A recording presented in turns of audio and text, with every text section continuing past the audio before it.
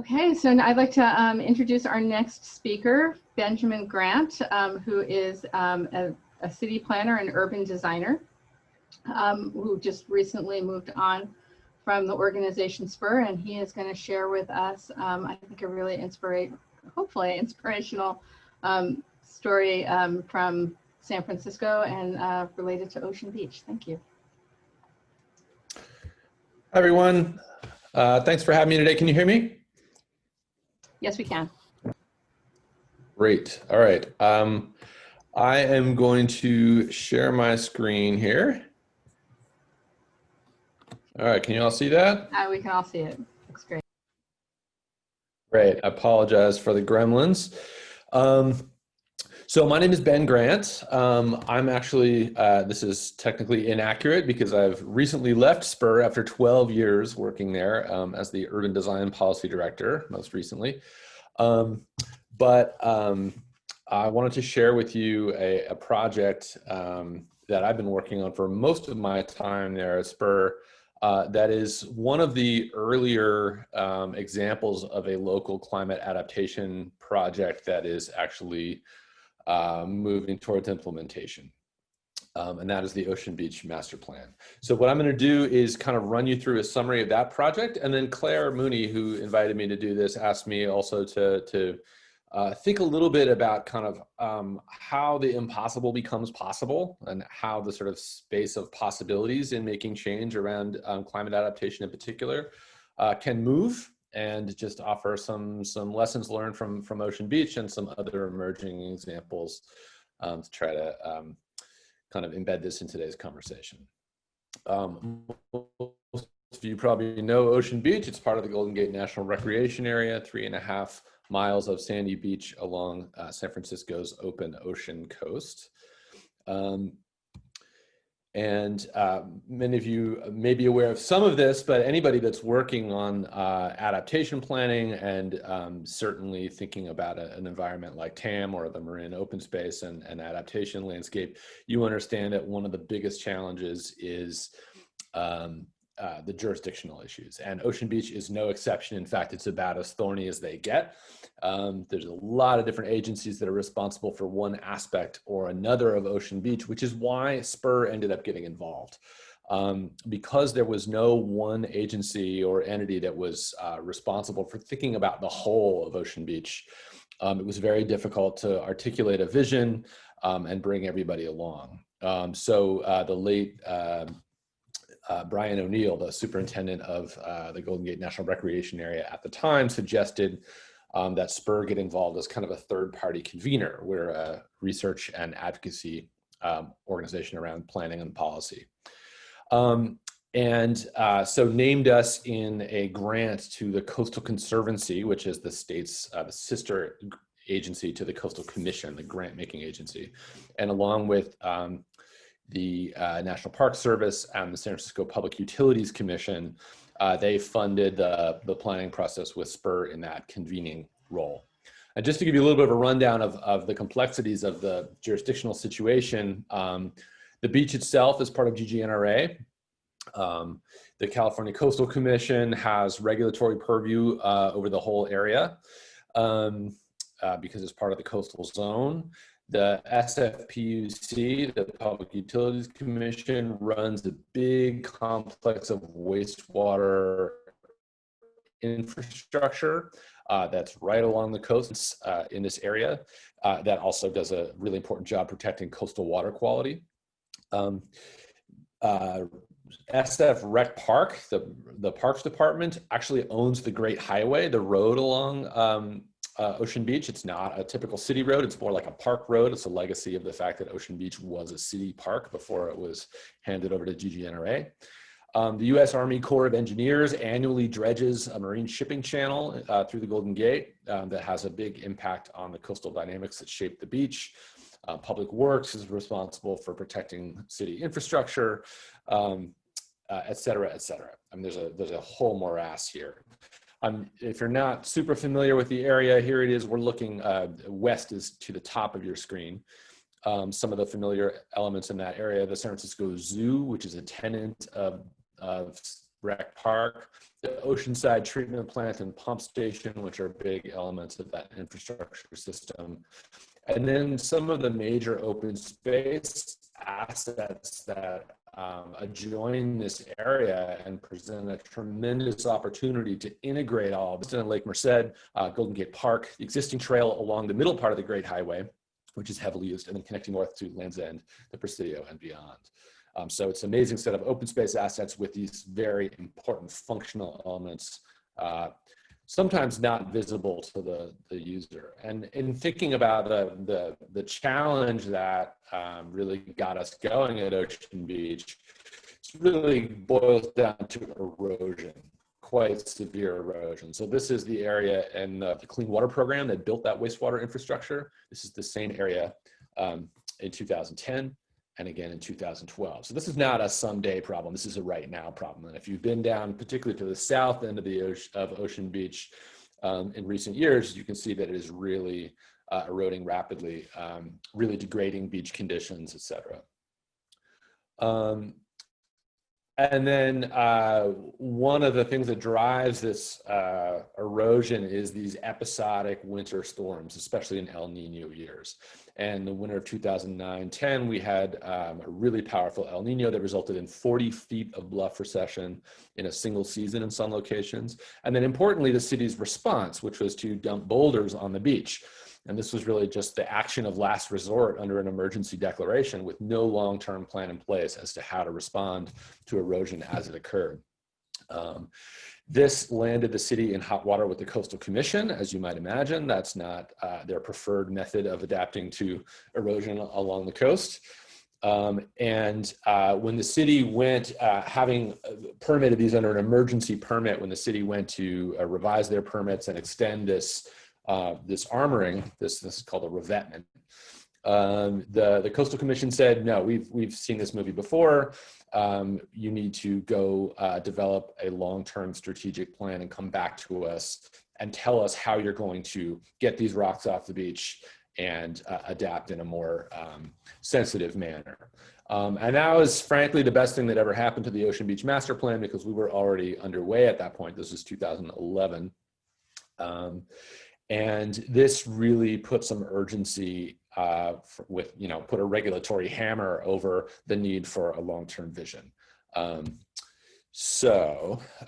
We were at that point engaged in this public process. We did a big process with about 5 public workshops, bringing together residents, community leaders, issue advocates, and all the different agencies that were involved. We had a regular advisory committee that was meeting through all this. And a lot of the work we put into this was about kind of explaining really complex technical issues in language and imagery that ordinary people could understand and relate to. Because until we began this process, when we came in, really the attitude was, which side are you on? Are you sort of for managed retreat and favoring nature, or are you for hard armoring and favoring infrastructure? And the truth is there's very little room to work with in this area, and the erosion is accelerating and will continue to accelerate as climate change and sea level rise set in. And so we did a lot of work to explain the different constraints that we're operating here and help people understand the space of possibilities. So we developed stuff like this. This is from a video that shows the coastal system that is driving that erosion. You can see the sandbar in a ring around the Golden Gate. That's the ebb tide shoal for you coastal wonks. And then you can see the ship channel that is dredged there that not only shapes the flow of sand on the beach, but also provides an opportunity for beneficial reuse through the placement of that sand on the beach. We also went to great lengths to explain the importance of the wastewater system that's out here. It's really just completed in the 1990s, started being constructed in the 70s in order to bring San Francisco into compliance with the Clean Water Act. And San Francisco, as many of you may know, has a combined sewer stormwater system, which means your toilet flush goes the same place as the storm drain on your street.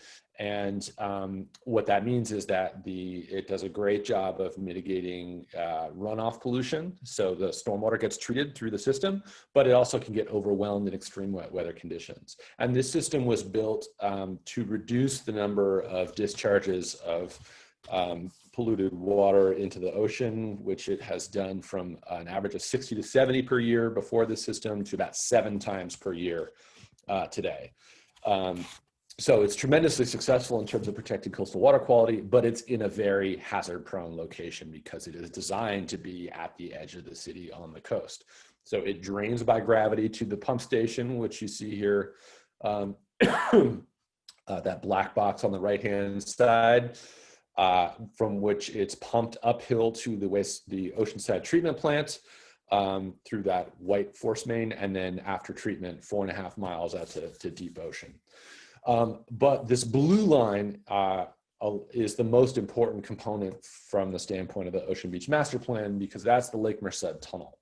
That's a 14-foot diameter underground storage and transport structure that you probably would never know was there.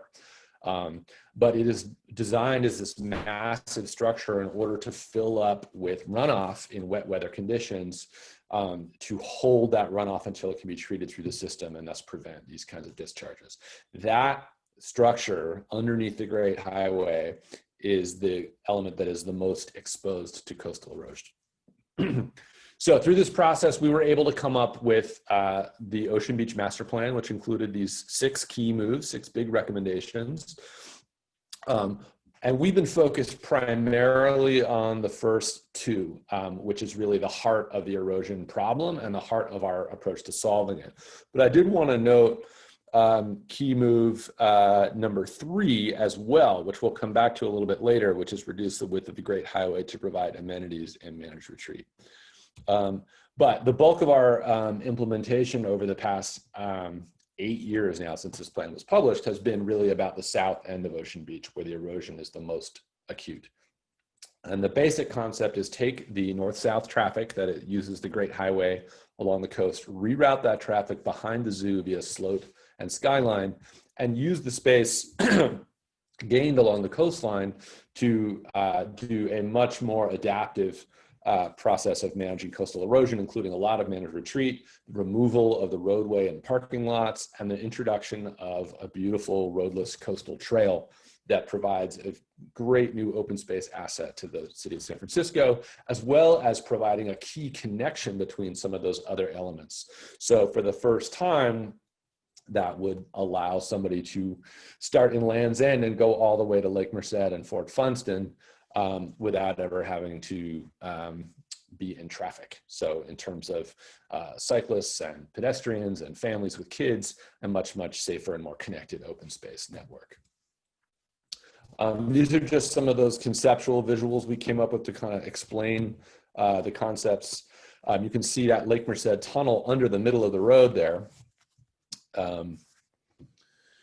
And how this would evolve over time. And we really imagined a stepwise process by which this adaptive proposal would take shape. So first, making use of the space that was already there and not being used, then narrowing the Great Highway from 4 lanes to 2, and then ultimately resulting in this open space condition with a coastal trail. Note the Lake Merced tunnel is still there with a structural protection around it that is designed to be as low as possible and as far inland as possible to protect that tunnel. And one of the questions we had to answer is, why not move that tunnel?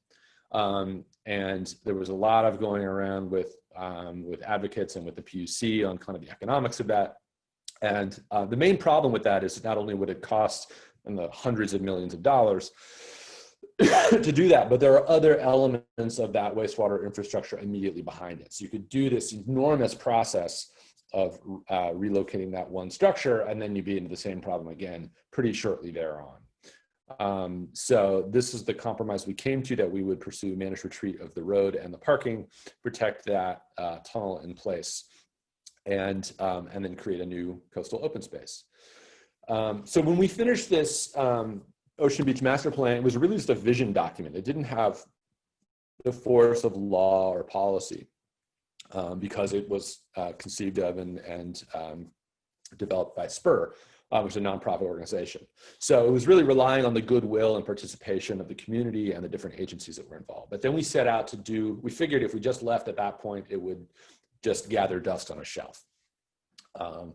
So we set out to think how we could implement this, how we could move it forward in the process. And we did a series of implementation studies, including one to develop a coastal management framework for the agency that combines managed retreat, beach nourishment, using some of that sand available from the Army Corps of Engineers that's doing that dredging. And they still haven't managed to get that done. The process for approving that is incredibly onerous, but is just about there. So you think you're going to see some larger scale sand placement in the near future.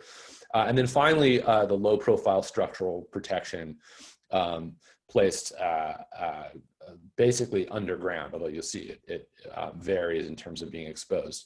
This is some of the analysis we did of the very specific conditions south of Sloat, what's threatened, what's not, how much time we can expect to have.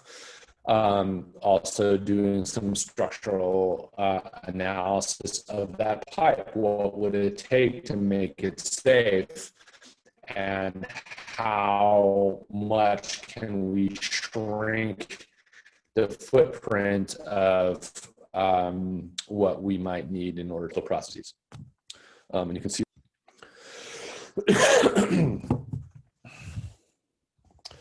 and then this is an image of the Taravel seawall, which is the precedent we're using for this structural piece. This is dates from the 1940s, and if you know Ocean Beach, you might have seen it just north of Sloat. This is actually invisible under the sand much of the time, and then during low beach conditions, that there's an annual fluctuation of the beach level, and in low beach conditions, this structure becomes exposed and does its job.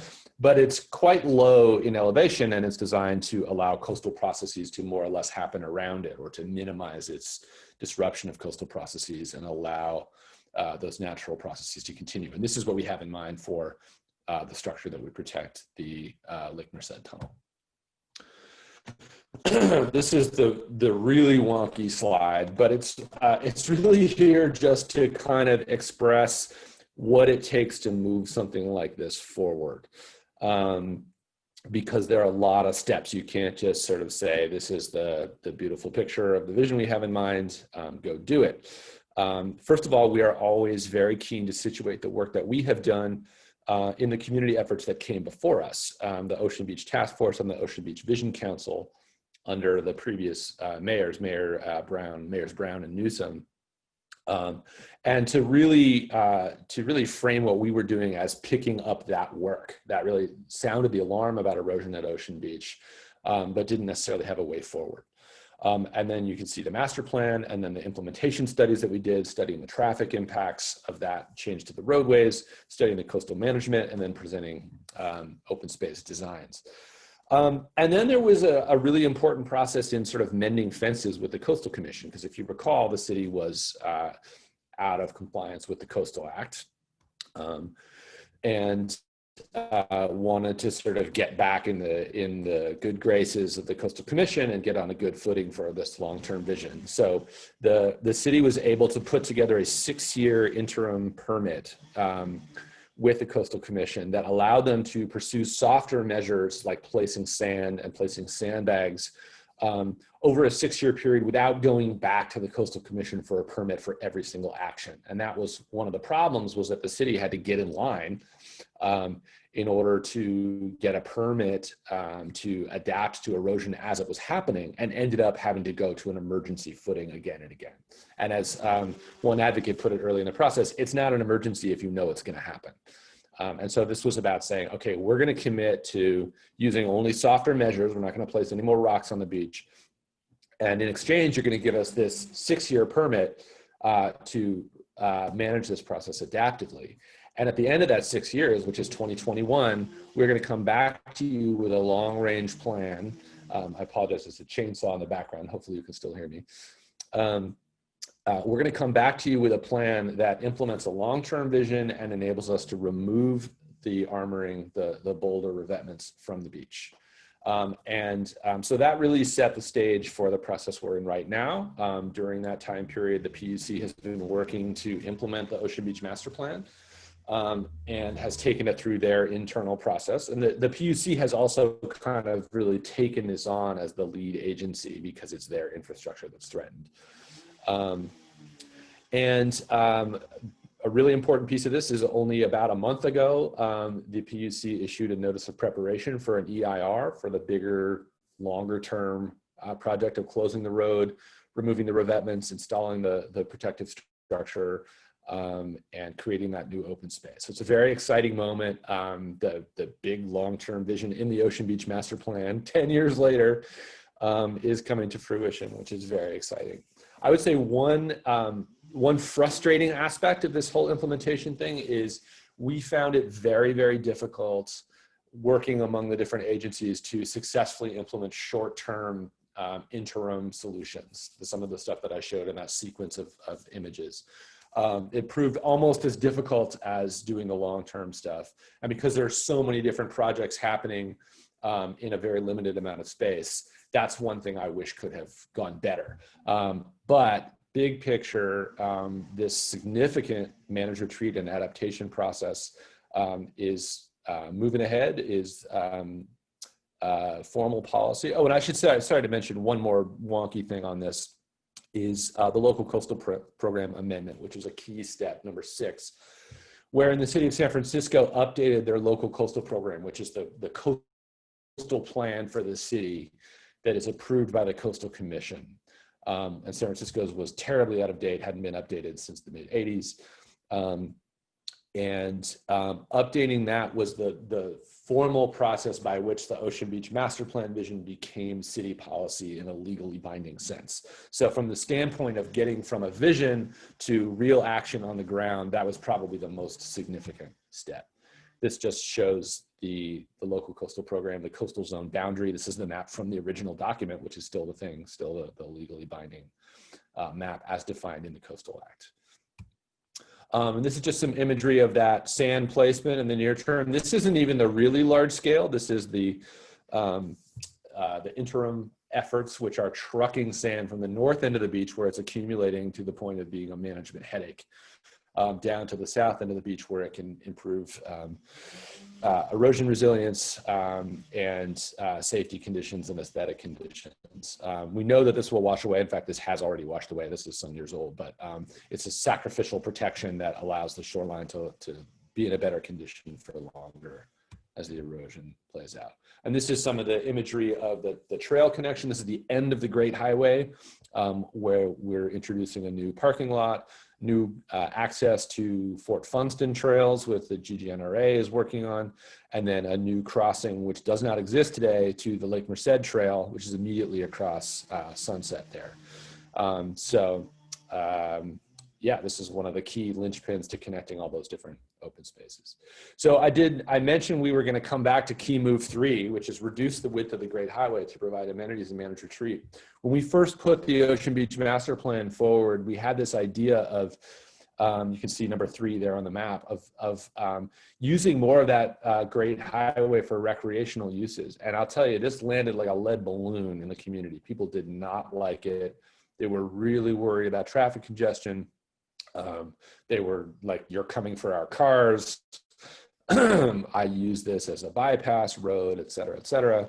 And we dropped this idea basically because we did not want the solution to the really crisis situation with the erosion at the south end to get dragged down by an argument over this thing that was more of an open space proposal. And so we let that one go. But weirdly, 10 years later, here it is again. And those of you that have been out to Ocean Beach since the pandemic began have seen that this stretch of Great Highway has been closed and turned into a spectacular recreational amenity. And now there's a conversation going on about whether this should be permanent or some portions of it should be permanent, and the space of possibilities has opened up again. So I think it's a real lesson in that idea of how the impossible becomes possible. Exactly what form this will take remains to be seen, but there's a study underway, and there are thousands and thousands of people who have taken advantage of this and appreciated the possibilities of using our precious coastal space for something other than moving cars through. And I'm running low on time. I'm going to stop real soon, but I just wanted to offer a few thoughts on kind of what has enabled us to kind of move forward. First, I wanted to mention the tools and temperament of design. When we came into this, it was really a space of activism, science, technical debates, and regulatory issues. And those were sort of that's the stew that we were kind of stepping into.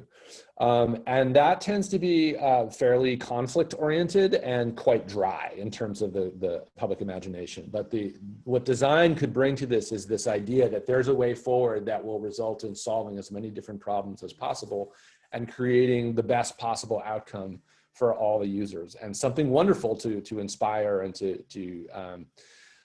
get people invested in. And so thinking of it as a design problem really made a difference. The second is communications. All those visuals that we use to try to translate these technical matters for a general public were really, really helpful in telling the story. Third, obviously, the hammer of regulatory enforcement hanging over this. And I should acknowledge, SPUR is has traditionally been an inside game organization, right? We're all about bridge building and collaboration and having relationships with decision makers and so forth. But there's a place for the outside game, Surfrider and the Coastal Protection Network saying, no, we're not having this. We're going to sue. We're going to use the regulatory enforcement mechanism. That made a big difference in terms of what was possible here.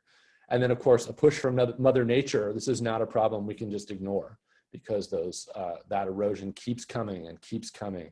And if we get lazy or slow about moving things forward, boy, we get a reminder just about every year. And then finally, just sticking with it over the long haul. I personally have been working on this for 11 years, I think. And that's what it takes. It's a longer time horizon than a single project. It's a longer time horizon than a single political administration. That's a place where an outside advocacy convener type group can make a big impact. The fact that we could stay with it over the long haul. I just included this quote from Milton Friedman, who is arguably a kind of dubious source, but I do love this. Only a crisis produces real change. And the actions that are taken in a crisis depend on the ideas that are lying around. So, if you have good ideas around whose time has not yet come, there comes a moment when, something must be done. And the space of possibilities at that point depends on what's been articulated in the past. And I think with respect to Great Highway, you're very much seeing that happening. I just wanted to note a couple other examples of pandemic-enabled change that are very, very exciting. This is right near my house in Oakland. The slow streets, 10% of Oakland's streets were opened to cycling and pedestrians, and slowed way down for car traffic. That depended on that idea being lying around and somebody having the GIS data set of here are the streets that are the strongest candidates that we could do very, very quickly, and then continue the community conversation after that. And then similarly, what cities have been able to do in response to the pandemic to try to support local businesses. There's been a very robust conversation among the different cities, each of whom are using the public realm in a variety of ways to enable local businesses to function when they can't do conventional indoor service. And it's not just restaurants and bars, it's also, you can see in the background, it's retail. We've done an ongoing conversation among San Jose, Oakland, and San Francisco staff talking about the similar problems and solutions that they're coming up with in this space. But it's been remarkable to see how they have rapidly cut through a lot of the red tape and permitting processes and come up with new solutions, and also really bringing a strong equity agenda to this conversation of like, what are the districts that have been underinvested, don't necessarily have the capacity to go through a complex regulatory process, and bring the solutions actively to those communities. So that is all I have for you. I'm up against time, so I apologize if I burned all the question time, but I'm happy to take a few questions if our hosts would like me to. We do have a couple questions, and I'm going to turn it over to Rob Laporte to pick a couple. Yeah, thanks, Ben. We've got several questions, but I'm going to try to roll them all into one. I think Marin has very similar challenges with infrastructure, as well as government red tape and just all of the different jurisdictions and that need to be involved in a project. So based on your experience from Ocean Beach, what's the biggest lesson learned or piece of advice you might have for Marin's planning for sea level rise? Well, I think you got to bring everyone together in one room and sort of not let them go until they address it. I mean, you know, the problem was that every different agency was responsible for one or another facet that was not their main job. And, you know, they had to tend to what they're responsible for. I think it's very, very helpful to articulate and respect the constraints that different agencies are facing.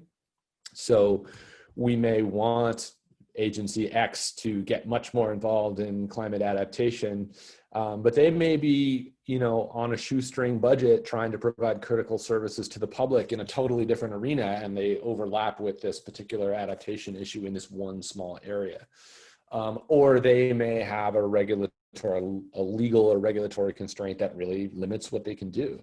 So to really spend time talking to them and understanding how their work touches these issues, what they can do and what's really, really hard for them to do.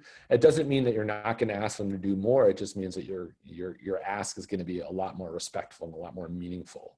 And I'll say that for the last 5 years or so, we have had a monthly interagency working group that has the line staff from all the different agencies, just a chance to sit together and kind of chew through the mundane challenges of like, oh, you're doing this project in this area and it requires this kind of environmental review, and oh, that might get tangled up with our effort, and how do we align them better?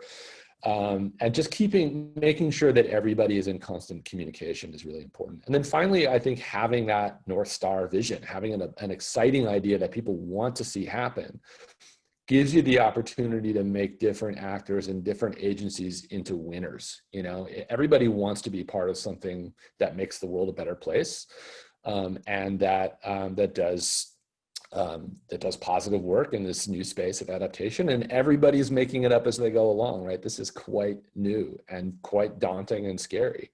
Our agencies aren't designed for it. Our regulatory frameworks are not designed for it. Our geographies are not designed for it. So it really is a space of innovation. And if you can kind of keep infusing that into the conversation, like, people want to be part of something exciting and something new. And this is a space where we can do some of that.